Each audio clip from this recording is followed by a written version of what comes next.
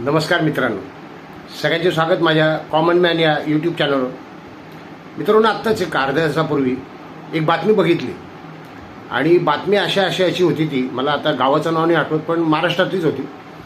आणि बातमीत असं दाखवत होते, दृश्य होतं ते, की जिल्हाधिकारी कार्यालयासमोर ठिय्या आंदोलन होय.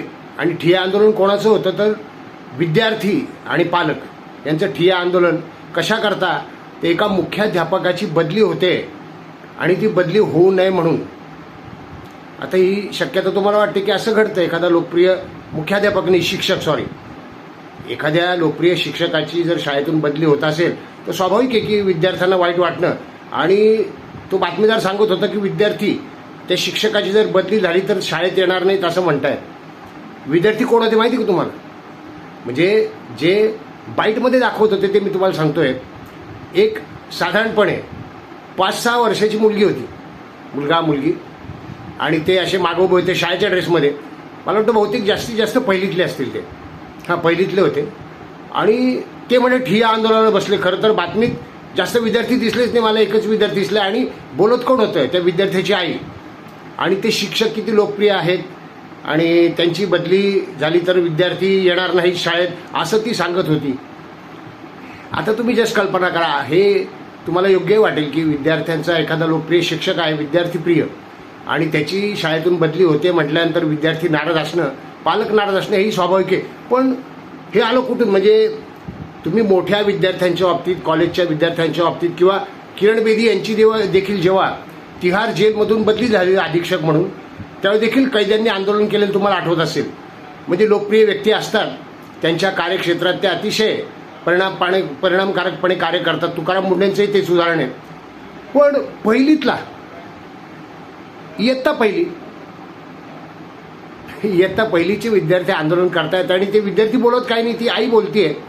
हे आलं कुठून? आणि म्हणून आजच्या व्हिडिओचं शीर्षक आहे, झुरळाचा डायनासोर होतोय का? होय, झुरळाचा डायनासोर होतोय का? तुम्ही विचार करा. ज्यावेळी अभिजित दिपके यांनी कॉकरोच पार्टीची स्थापना जाहीर केली, त्यांचे सबस्क्रायबर विक्रमी वाढले आणि त्यावेळी भारतात ताबडतोब जे समर्थक होते भाजपाचे किंवा एनडीएचे म्हणत आपण, त्यांनी लाल हिट पार्टीची घोषणा केलेली आठवत असेल तशी चित्र येत होती, मीम्स येत होते. आणि झुरळांना टाचे खाली चिरडून टाकू, झुरळ उलटं पडलं तर काही करू शकत नाही, अशा सगळ्या गोष्टी सुरू होत्या. पाहता दिपके भारतात आल्यानंतर त्यांना तिथून हाकललं गेले. ही पण हाकाठी झाली. झुरळांना घाबरणं सुरू झालं होतं त्यावेळेला.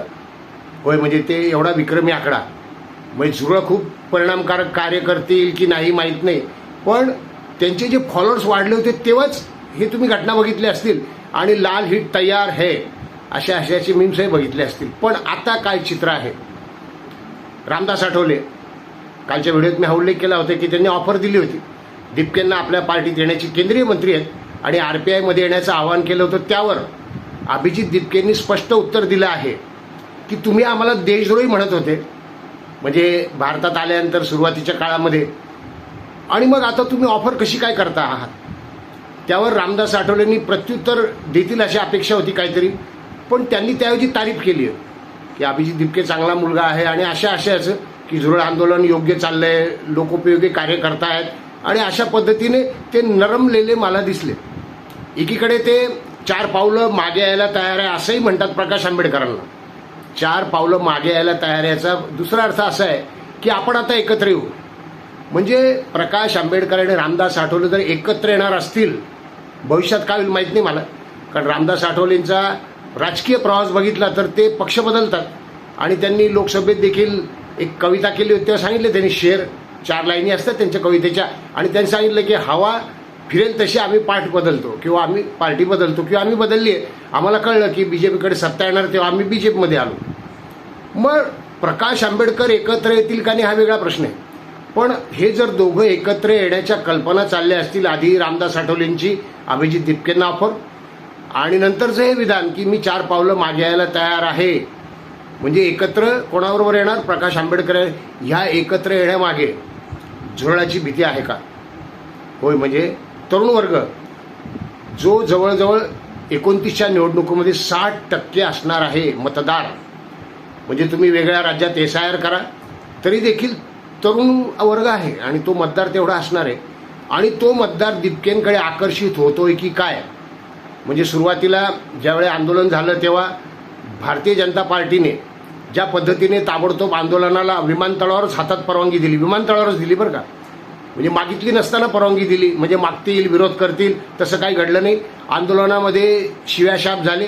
आंदोलनामध्ये आपण सगळ्यांनी बघितलंय की त्या आंदोलनामध्ये कशा कशा प्रकारचे लोक आले होते आणि ते काय काय बोलत होते, ते काही गोष्टी तर बोलण्यासारख्या देखील नाहीत.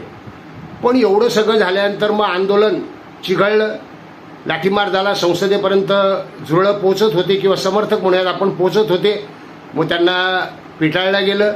हा सगळा इतिहास झाला.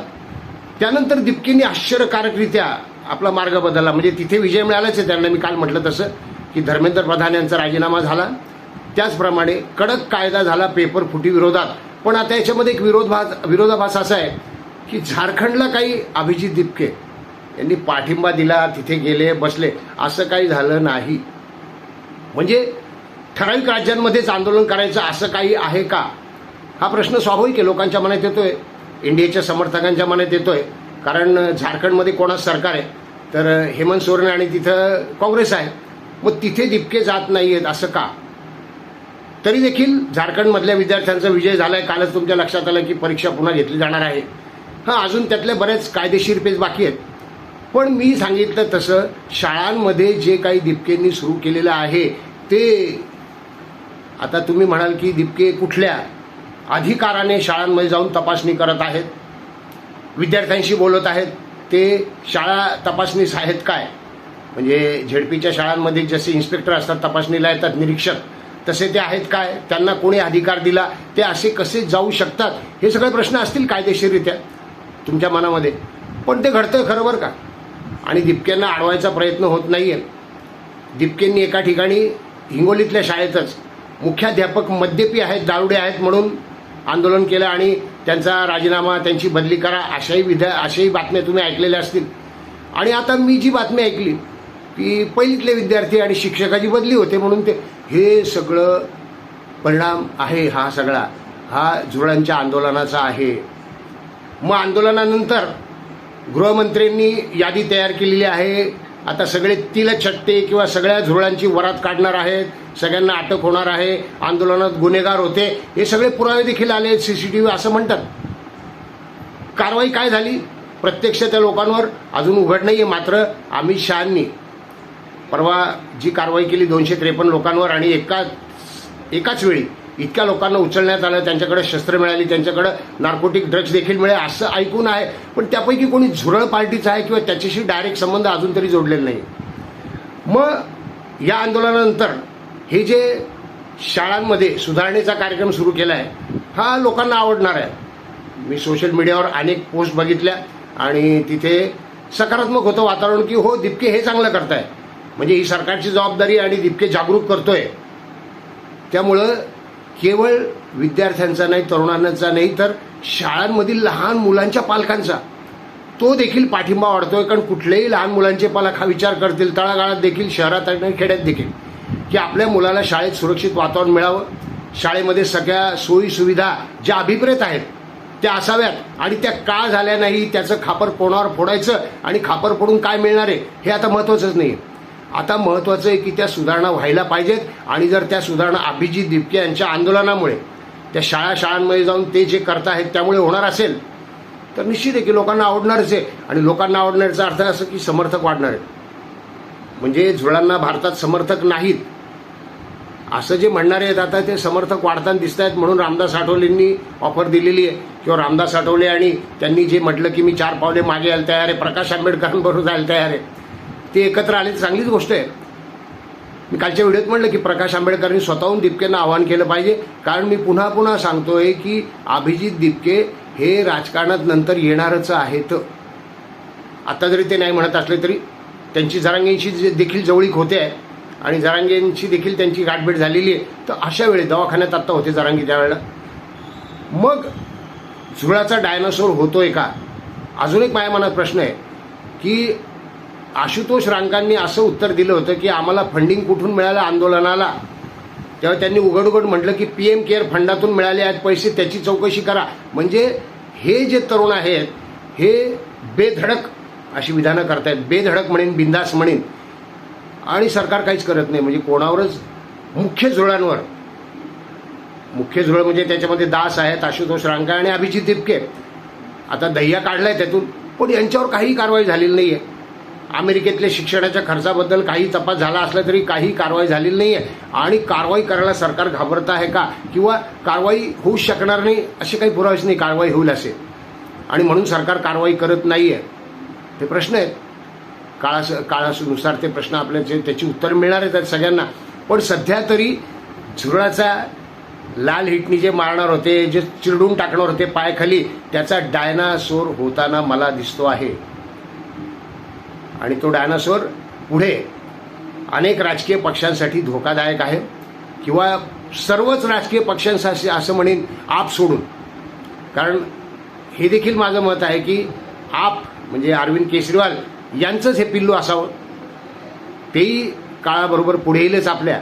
पण डायनासोर जर होत असेल आणि तो डायनासोर जर समाज उपयोगी कामं करत असेल तर NDAसाठी खतऱ्याची घंटी आहे, काँग्रेससाठी देखील आहे. कारण ते आपच्या बाजूने असणार आहेत. सगळा तरुण वर्ग जर, किंवा बहुतांशी तरुण वर्ग त्यांच्या पाठीशी उभा राहिला तर बघा तुम्ही, झुरळाचा डायनासोर होतोय का आणि तो कोण करतंय.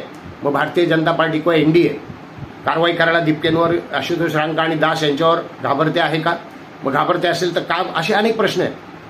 त्याची उत्तरं अजून तरी माझ्यापाशी नाहीत, पुढे उलगडतील. पण इतकं सोपं झुरळ नाही हे तुमच्याही लक्षात आलं असेल. शाळा सुधार कार्यक्रम जिंदाबाद जोरात सुरू आहे. तो चांगलाच आहे, वाईट असं म्हणू शकत नाही, कारण त्यामध्ये हेतू काही असो, पण त्यानिमित्ताने शाळा सुधारता आहेत. व्हिडिओ आवडला असेल तर लाईक करा, शेअर करा, सबस्क्राईब करा. धन्यवाद. भेटूयात नवीन व्हिडिओत कॉमन मॅनसह.